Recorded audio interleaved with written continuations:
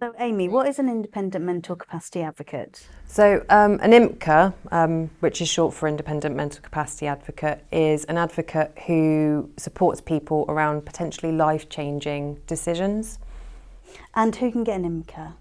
So a person that's assessed as lacking capacity around certain life decisions and who has no friends or family or any non-paid representatives for a decision maker to consult with.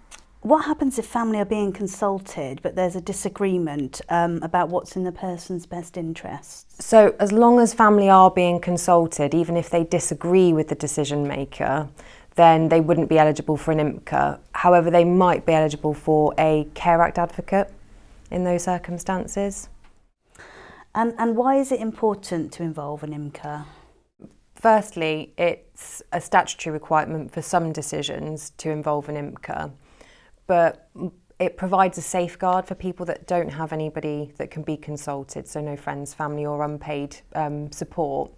And it ensures that a person's wishes and views are heard, that the best interest process is being followed correctly, and the least restrictive option is being considered by the decision maker. And what type of decisions does an IMCA get involved with?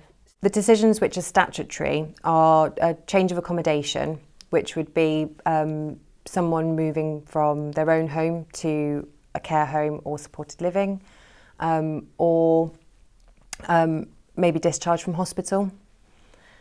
And then there's serious medical treatment decisions, which are around any kind of life-changing medical treatment decisions. So anything that, anything that might be done under a general anaesthetic.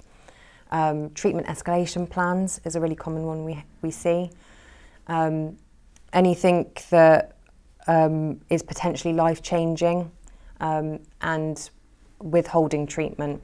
And would an IMCA get involved in the DOLS process at all? So an IMCA could get involved with the assessment process for deprivation of liberty, or after an authorisation has been put in play, so after the assessment period, they can support either the person that's in the care home or their family if they're their representative. So are there any other decisions where an IMCA may be instructed?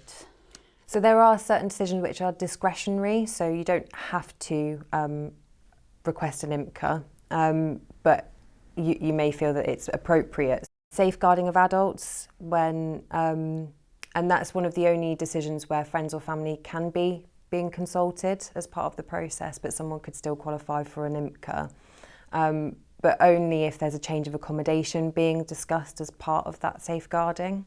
So what happens if there isn't a change of accommodation? Does someone... So they would be entitled to a Care Act advocate for safeguarding. The other decision which is discretionary for an IMCA is care reviews, and again that would only be if there is a change of accommodation being discussed. If there isn't, then the person may be eligible for a Care Act advocate. And how can you refer for an IMCA? But the Devon Advocacy Consortium have a single point of contact which you can refer to, and there's also, we have a duty line, so an IMCA duty line, where if you have any questions or queries or whether or not to refer to us, then you can call us and speak to an IMCA directly and talk through the situation.